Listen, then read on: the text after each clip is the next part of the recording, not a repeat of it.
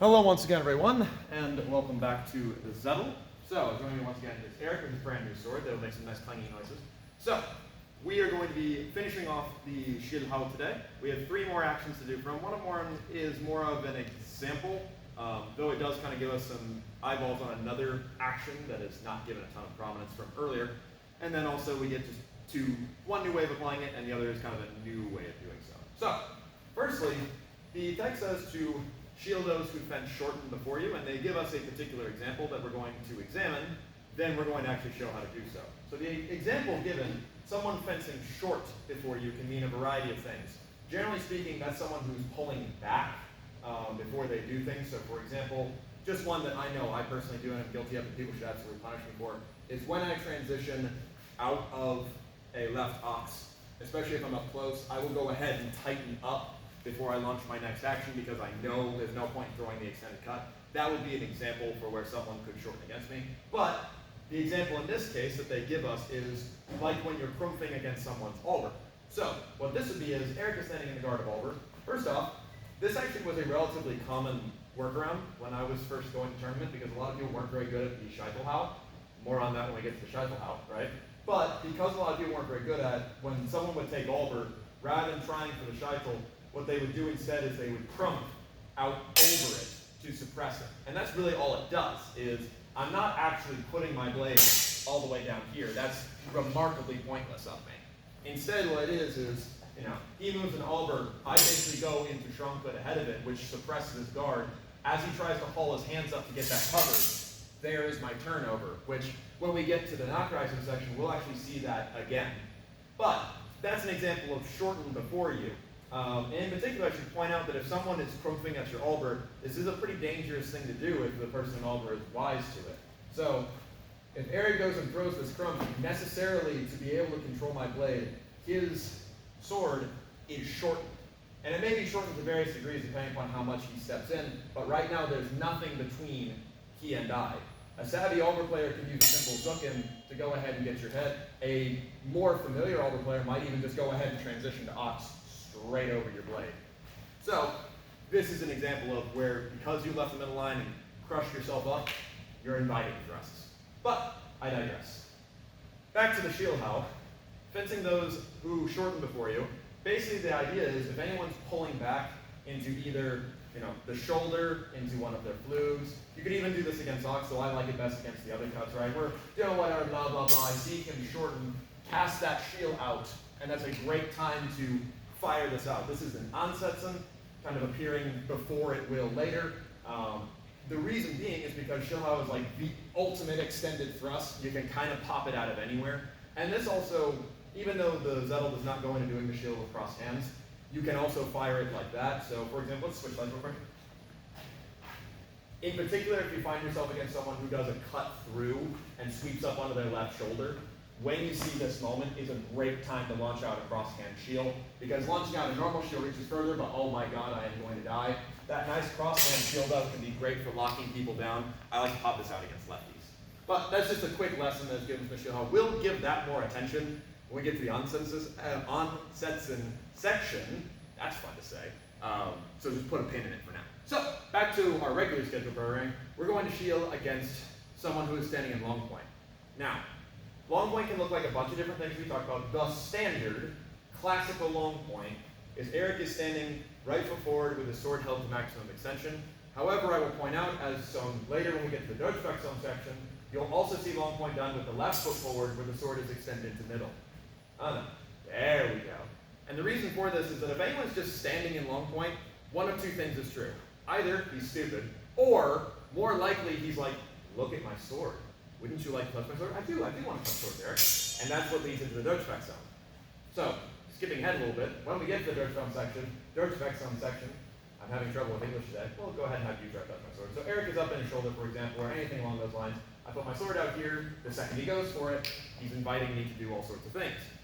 This is why the Schielhau has to be modified. Because if his sword is just simply an extension, which, as we dealt with last week, this is just the same as a thrust, of course I can kill the crap out of it.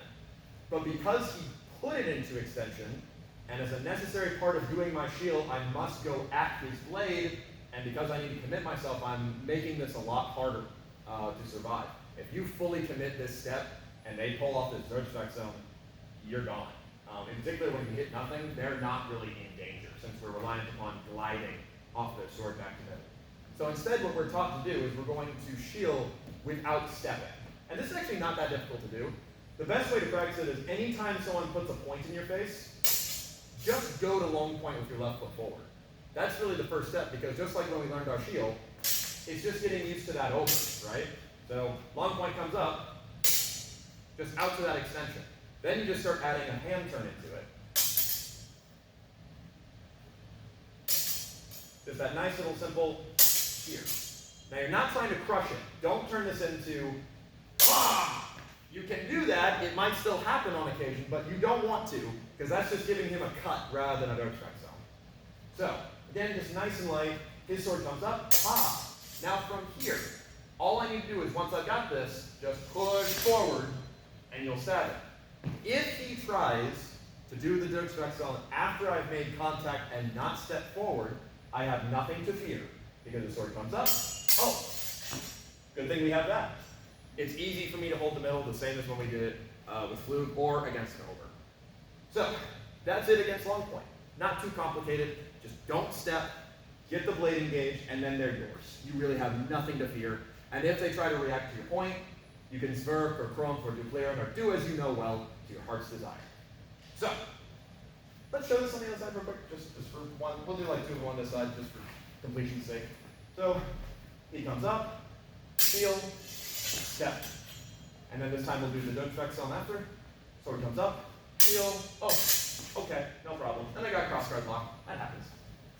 Now, switch sides again, because this one we definitely have shown this setting. Our final play of the Schielhau is an interesting one, and it is using the Schiel as a cut. So we're going to cut long toward his head. We're going to, well, the exact text is we threaten his head so that we can fall onto his arms. Now the idea here is to threaten the head, we need to kind of go backwards a little bit. The best way to drive up his arm, well, the best way to threaten his head is just to do a cut. The simple, common response if someone's going to do a cut to your head is just to pop into left ox, or right ox, doesn't matter, but generally left ox, as just a hook. So, for example, I'm looking to cut down at Eric. He's a simple fencer. I throw my cut. He throws up his guard. This is a good thing for Eric, because before I can do anything, he's got his tip-most immediately lined up, and by the time I go around or whatever, he can work from there. He's, if you follow the open longsword playlist, just entered into the point forward game, and I was the one who extended my cut. So, because of this, we get this nice predictable response where I can throw it over and get those hands up. Now, what I'm going to do here is as that cut is coming down, remember it's over till it's not, I'm just going to turn over. And I don't really need to aim for his hands per se, just the nature of turning my blade will make them land on them. So I'm cutting right for the top of Eric's head, and Eric's going to guard that head, and I shoot. And that's all it happens. The big mistake people make when they're trying to employ this is they turn it into a zwerk. You don't want it to be a zwerk, and the reason for that is this. If my sword is coming down, and I just turn it over 1 degree, the tip goes over there, my hands go over here, and I get that nice same cut that I was just launching, just reversed.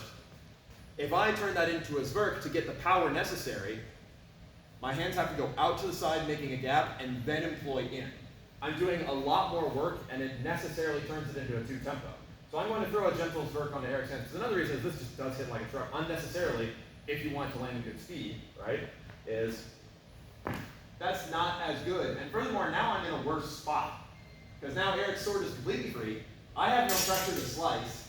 And my only recourse is when he brings that cut around, maybe I get this cover. Instead, if I land in a Schiel, because my sword will still be in a 45, I actually do have a slice here.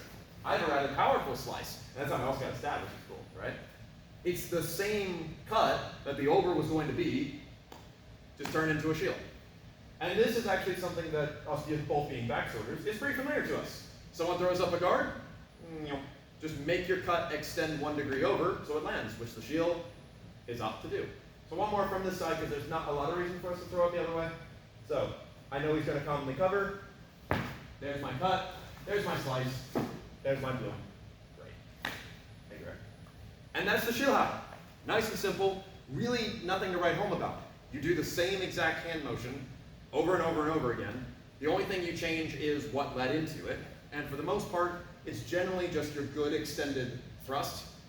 I said in the beginning that I like to think of it as an inverted Zorn.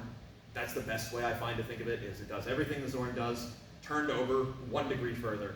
And so that may lead to people kind of over-relying on it. Schiel is a great cut.